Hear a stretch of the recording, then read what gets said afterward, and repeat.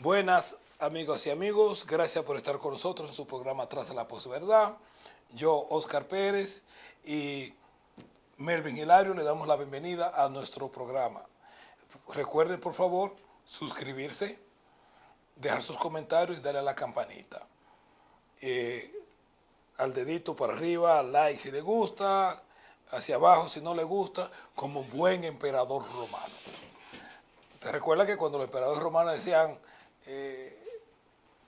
pues el dedo para arriba, así que viva a los gladiadores, mátalo. Siéntase como un emperador romano y decida por usted si le gusta o no le gusta el programa.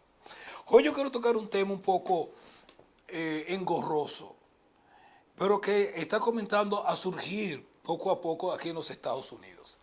Y ¿existe la posibilidad de una guerra civil en los Estados Unidos?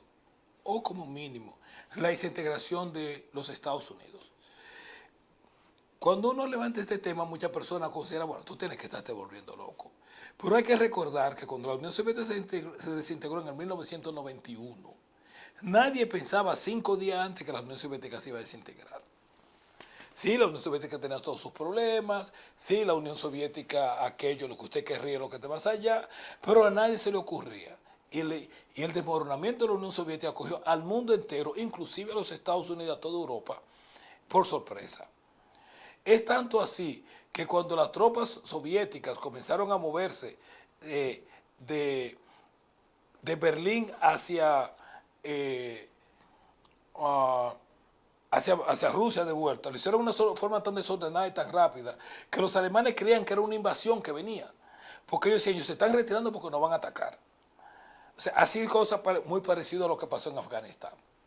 Ahora, ¿en qué se basan esos rumores? Los rumores están basados en podemos decir, una división casi irreconciliable que hay dentro de grandes sectores de los Estados Unidos, dentro de las élites económicas y dentro del público en general. Dentro de las élites económicas hay una división bastante profunda entre los defensores del imperio, que son las grandes empresas multinacionales, que son los grandes emporios financieros internacionales, y el resto de las medianas y pequeñas empresas, inclusive empresas grandes, que no tienen influencia o necesidad de intervención por parte del gobierno de los Estados Unidos a nivel internacional. Por ejemplo, una empresa como Apple, en la cual participan, no sé si yo creo que son 12 o 13 países diferentes para crear un teléfono, pero una empresa una farmacia en la esquina, la tienda que vende ropa interior allá, aquella que vende fruta en el otro lado, el dueño del restaurante, el dueño de una empresa que lo que construye son herramientas para consumir en los Estados Unidos, pues a esas empresas no les interesa el mantenimiento del imperio. Y uno de sus representantes en ese aspecto es el señor Trump. Cuando el señor Trump entiende que la única razón de existencia de los Estados Unidos es para beneficiar a los norteamericanos, que todos esos acuerdos internacionales que existen no están en beneficio de los Estados Unidos. Eso es una contradicción entre el productor y el industrial local y las grandes corporaciones y las multiempresas, esas empresas multinacionales. Otra contradicción importante que existe en los Estados Unidos y es la que yo considero la más importante, es la contradicción entre el gobierno federal y los gobiernos locales.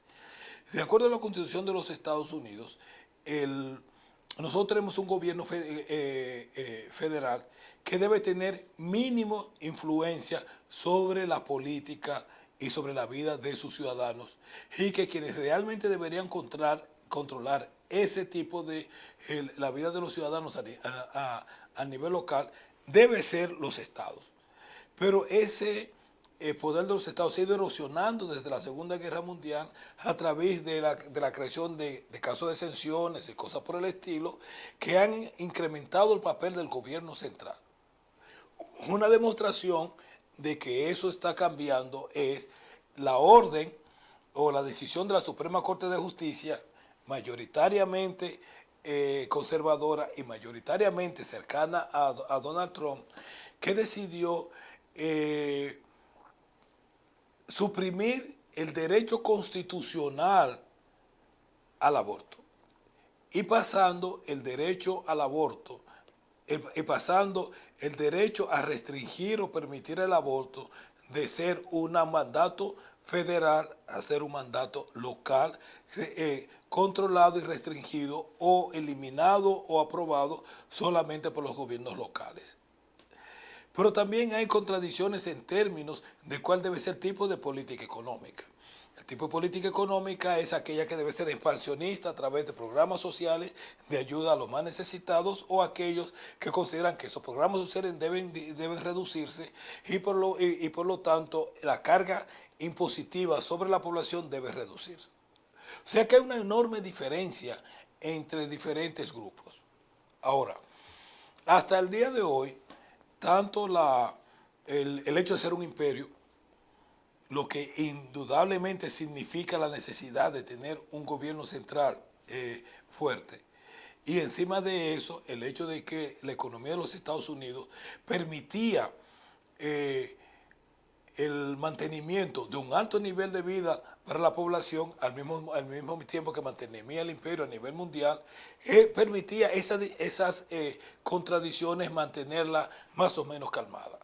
Pero ahora mismo los Estados Unidos están enfrentando una situación en la que tienen que decidirse entre el imperio, o sea, la capacidad de los Estados Unidos de imponer su voluntad sobre el resto de la humanidad, con 800 y pico de bases militares, con el presupuesto militar más grande de la Tierra, con alianzas militares que básicamente son sostenidas por los Estados Unidos, como la OTAN, donde los Estados Unidos aportan alrededor del 60 o 70% del presupuesto, alianzas militares con otros países como son Corea del Sur, Japón y así sucesivamente, bases militares en Colombia, bases militares por el resto del mundo, y la pregunta es la siguiente: ¿puede los Estados Unidos, bajo las condiciones económicas que existen hoy en el 2021, sostener tanto el imperio como un alto nivel de vida de su población? Y la respuesta es no. Y eso no viene desde ahora, viene ya arrastrándose por años.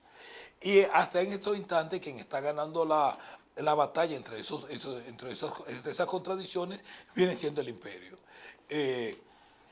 Como hemos dicho en varios de nuestros programas anteriores, hoy en día hay un creciente empobrecimiento de la población en los Estados Unidos. Acceso a la vivienda, acceso a salud, acceso a educación de calidad, se está haciendo cada día más lejana para muchos y muchos norteamericanos. Tanto así que por primera vez en la historia de los Estados Unidos, la generación actual va a ser más pobre que la generación de sus antepasados. O sea, desde su fundación, inclusive durante la época de la Gran Depresión, las generaciones anteriores siempre eran seguidas de generaciones más prósperas y con más plata. Tanto así que la generación de los baby boomers, de las personas que nacimos entre finales de los 50 hasta finales de los 60, principios de los 70, que se consideran los baby boomers, ha sido la generación más rica en la historia de los Estados Unidos. Hoy, sus hijos, a pesar de que tienen un nivel de vida, un nivel educacional mucho más alto, de que trabajan más horas, tienen un nivel económico inferior al de sus padres. Tanto así que el 80% de los baby boomers son dueños de casa, mientras que solamente lo es el 43% de los millennials, que son las personas que tienen de 40 años hacia abajo de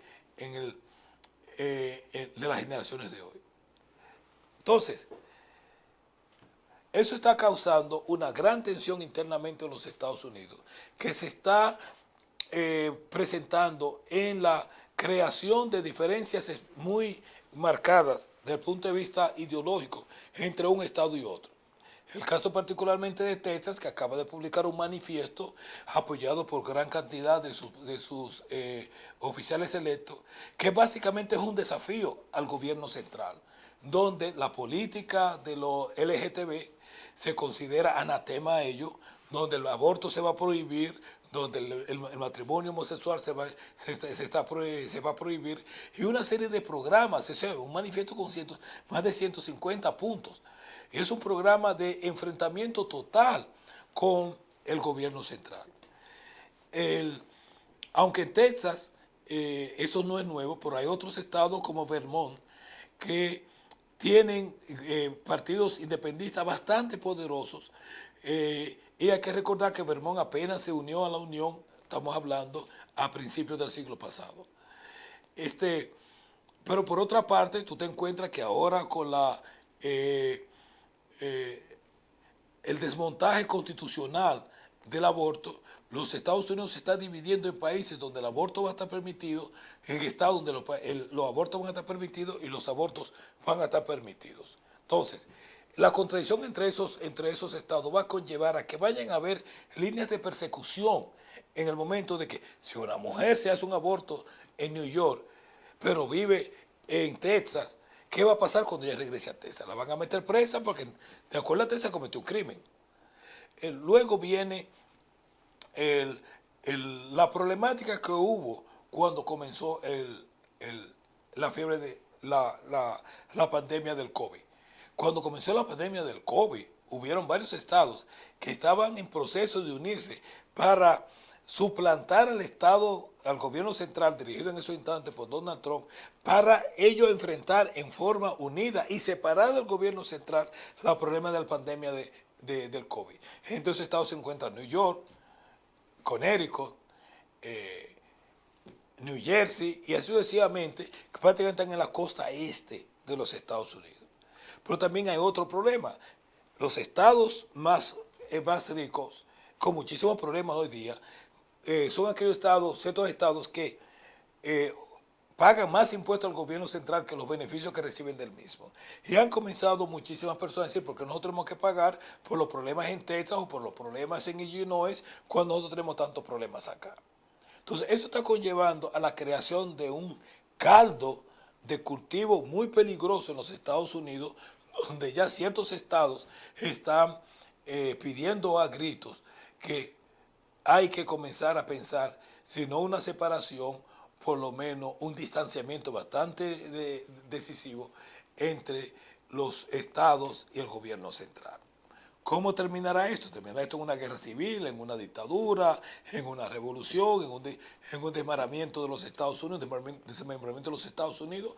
No se podemos saber. Pero de que la situación existe y que el continuo reducción de la capacidad financiera o del bienestar de los norteamericanos no es algo que no podamos decir que es conducente al mantenimiento de la unidad de los Estados Unidos. Es claro que no. Yo espero que mis palabras no se cumplan, ya que aquí viven mis hijos y mis nietos. Recuerden suscribirse, darle a la campanita, darle para arriba o para abajo a las manitas y dejar sus comentarios. Y aquellos que mandaron sus comentarios, muchísimas gracias, se los agradezco. Yo seguiré intentando contestar a todos los comentarios que ustedes me hagan. Gracias por su atención y hasta la próxima.